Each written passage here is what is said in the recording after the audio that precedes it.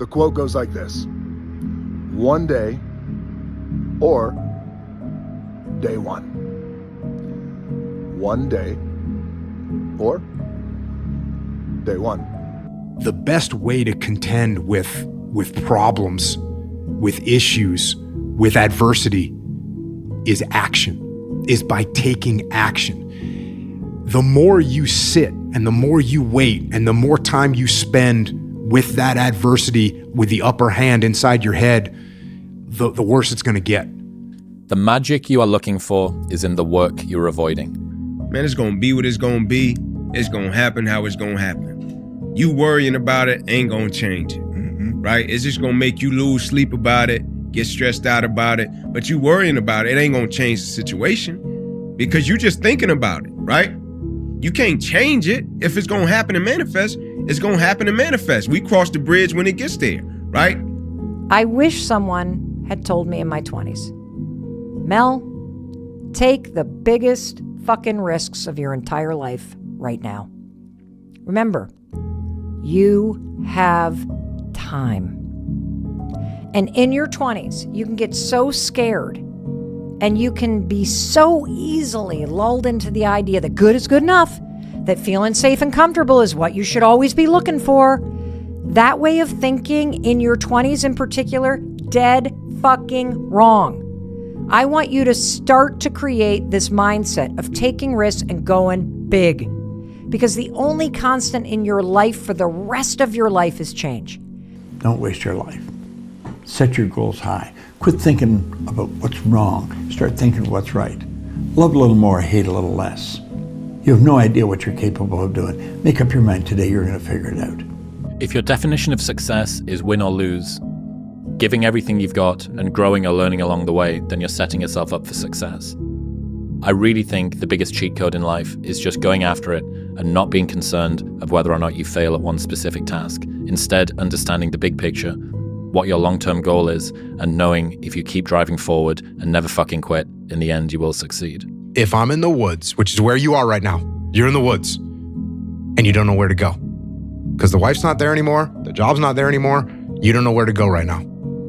So if you're in the woods and you don't know where to go, start walking.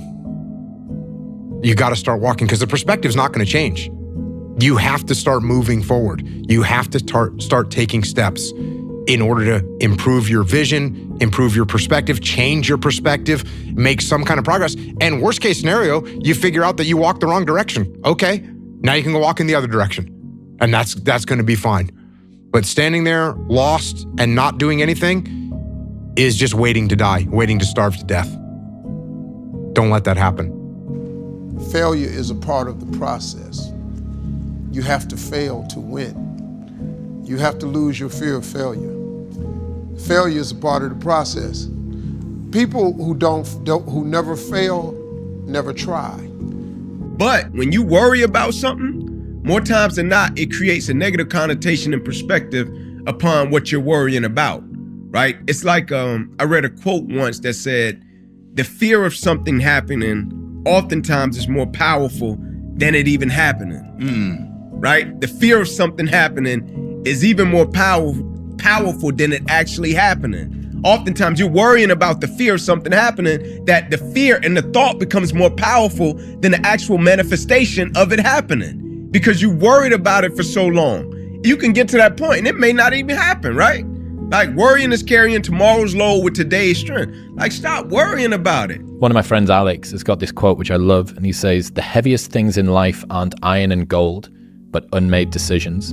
The reason you are stressed is that you have decisions to make and you're not making them. Right, because I just kept going all in. And the main reason you need to go all in is because you have nothing to lose, bro. When you think about it.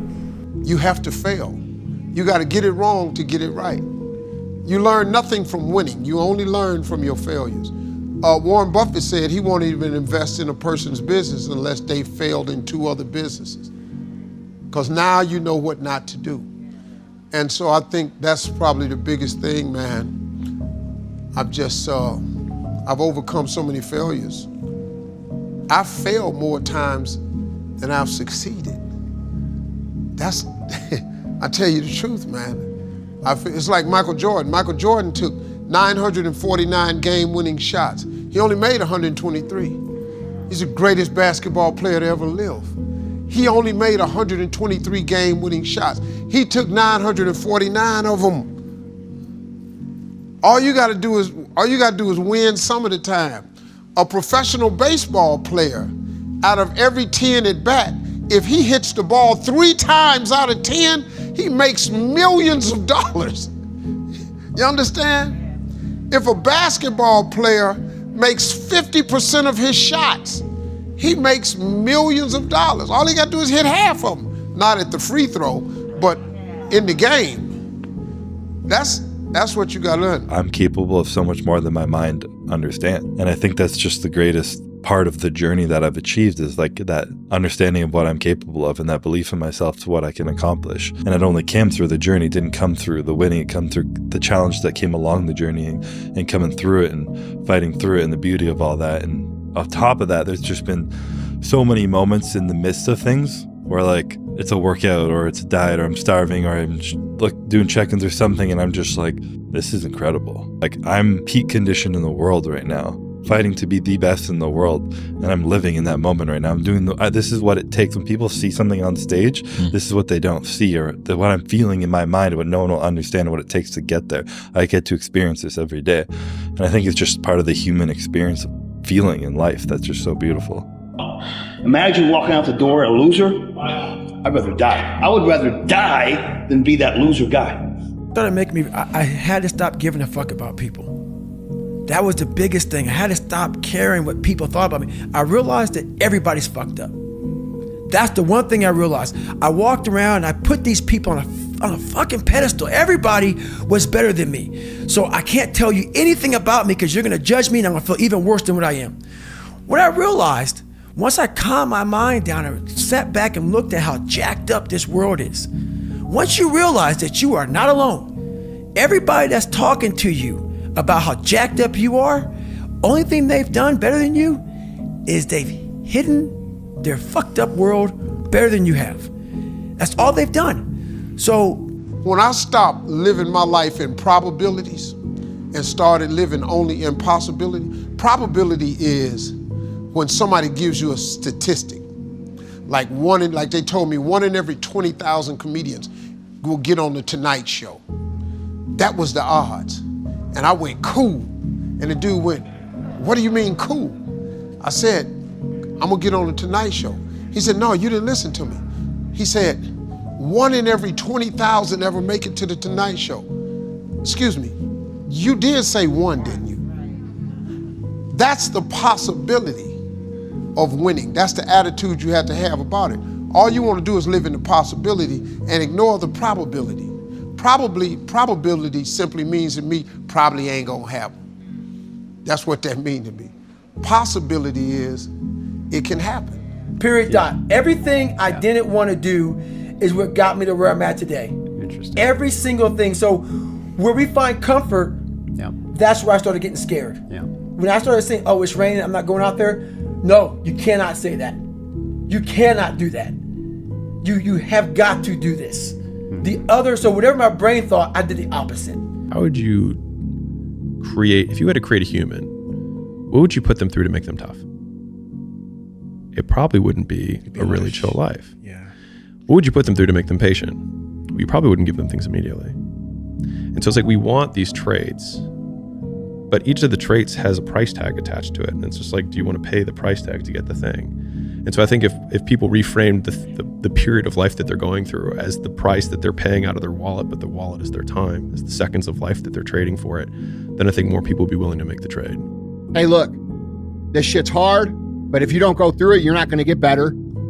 And you have to understand that anybody who's ever gotten better, anybody who's ever created, anybody who's ever built, anybody who's ever been something that you've looked up to has gone through these hard times without quitting. There have been so many times in my life where I knew I needed to do something, and then I filled all this extra time not doing that thing. And then the moment I did it, I was like, wow, that took way less time than I thought it was going to take. And not only that, it took way less time than it took me to delay to actually get to this point. And if I had only started with just doing what I was supposed to do, I could have done 4 or 5 other things that I was also supposed to do by this exact same point. And so thinking about it from that perspective, I've tried to eliminate as much time between I think I should do this thing and beginning doing it. And I think you get this positive reinforcement cycle that occurs every time you start. I call it pulling the thread. It's like, I just need to start pulling the thread. And then all of a sudden what feels really unknown becomes very tangible. And you're like, oh, I understand the 6 problems I have to solve to do this big thing. But now I know the problems. And then it feels like you can wrap your arms around it. And then you can start taking it one bite at a time. So the big thing is know that if you have big goals and big dreams, along the way, failure is going to happen. So how fast do you get up from that? And you got to teach yourself that. But hey, don't ever let somebody tell you you can't do something. Not even me. All right? All right. You got a dream, you got to protect it. People can't do something themselves. They want to tell you you can't do it. You want something, go get it. Period. Set a time to train at that time. Set a time to go to sleep at that time. Set a time to get up at that time. Don't tell yourself you need to do something and then don't do it. Okay, maybe stop breaking promises to yourself. When you say, I'm going to wake up tomorrow at 7 a.m., and when the option comes to hit the snooze button, don't do it. There's one win that you've got for the day. That's action, right? And it is just, it's trite to say the Peterson clean your room thing, but the reason that works is that you start with the smallest ever step and you expand out from that.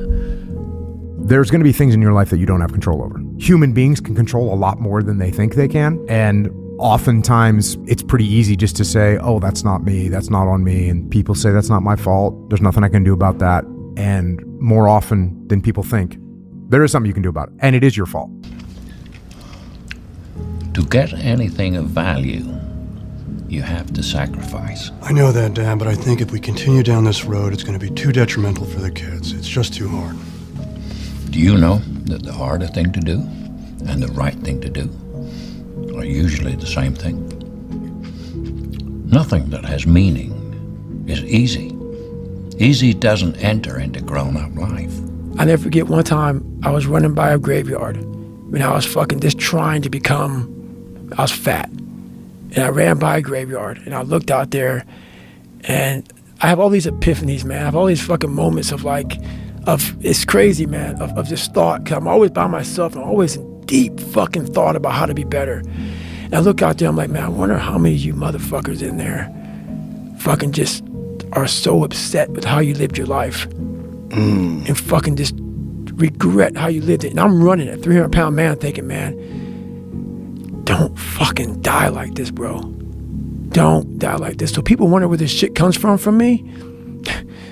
It comes from such deep thought of trying to see what this is all about. What is this life all about? What am I all about? Why am I here? I had to find purpose. And my suffering, it had a purpose. It had a fucking purpose. The best way to fight the demons that chase you in the night is to stop and turn around. Turn around. Face them. Man up. Just keep stacking days. Mm-hmm. Just keep stacking days. As long as you keep stacking days, I promise you, you will see the change. But my coach used to always say, everything that you want is on the other side of hard. I know I'm not crazy. I know what I had to do to get where I had to go. People look at it as crazy because they're people that just, if you can't imagine yourself doing something, the person that's doing it is crazy. Because in your mind, the logic behind it, it doesn't compute. Therefore, you have to give somebody a title. And the title for me is usually, he's crazy, he's this, he's that. No. For some reason, me wanting to be somebody so fucking bad in my life, I created that. And I've been trying to figure out years of my life trying to explain to people. But even though you're explaining it now, this is the easy fucking part. Them listening to this shit is the easy fucking part. The part that why there'll always be the ones of ones is because putting that practice, putting that into actual work, No, man. No. That's where the demons come in. That's where you're like, I don't want to be better. I don't want to be better. If this is what it takes to be better, I don't want to be better. So that's why there's a lot of average. And it makes me so fucking mad. Every day I walk this earth and I see average all over the fucking place. And they want to ask me, how did you do it? I can't tell you how, because you're not going to do it. You're not going to do it. You're going to continue being out, because every day you wake up, like he says, not like get the coffee, make the pancakes, kiss the girl, kiss the kids. You wake up, right to work. Immediately your mind is in action.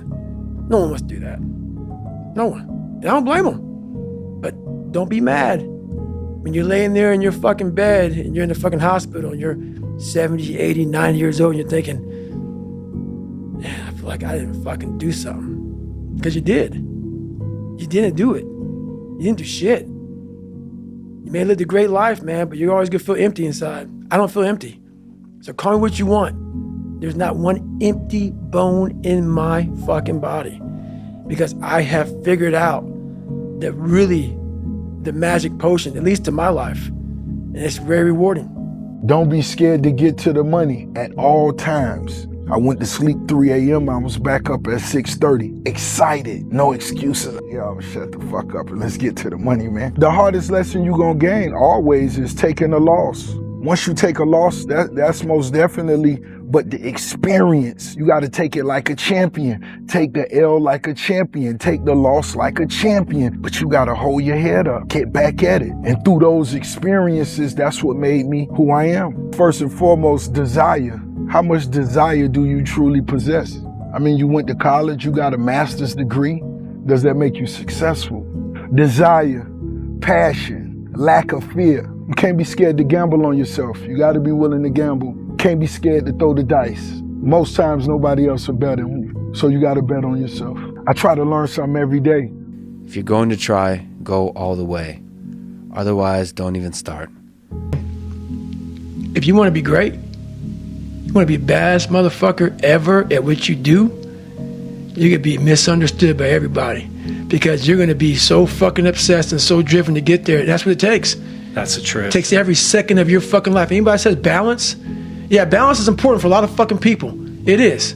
But if you want to fucking go to that edge where people do not like you, don't understand you, question everything you fucking do, you've arrived. Stop making excuses. Simple as that. You can make a million excuses why you didn't work out this morning. You can make a million excuses why you missed your wife's birthday. You can make a million excuses why you didn't get that raise, why you didn't take that leap of faith. You can make a million excuses, but you know deep down inside, and consciousness is eating away at you, that it's an excuse. The struggle is real. It never gets any easier. You gotta get harder.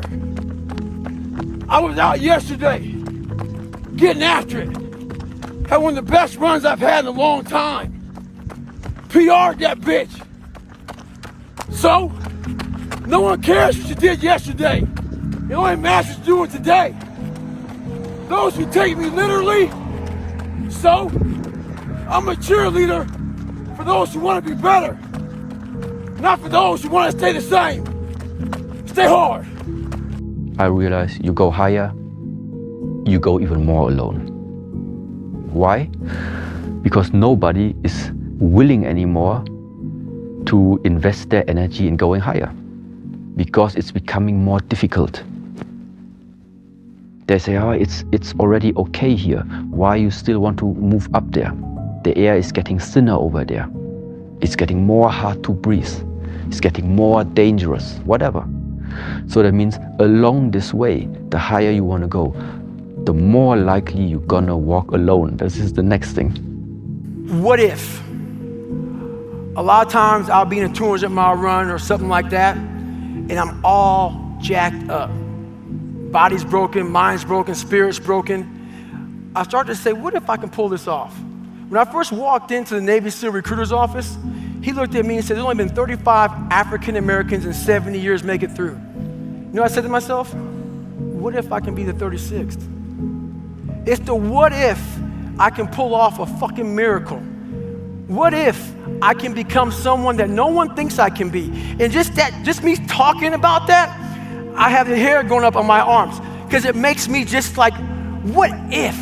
Your excuses will destroy you and take everything that you ever wanted from you if you let them.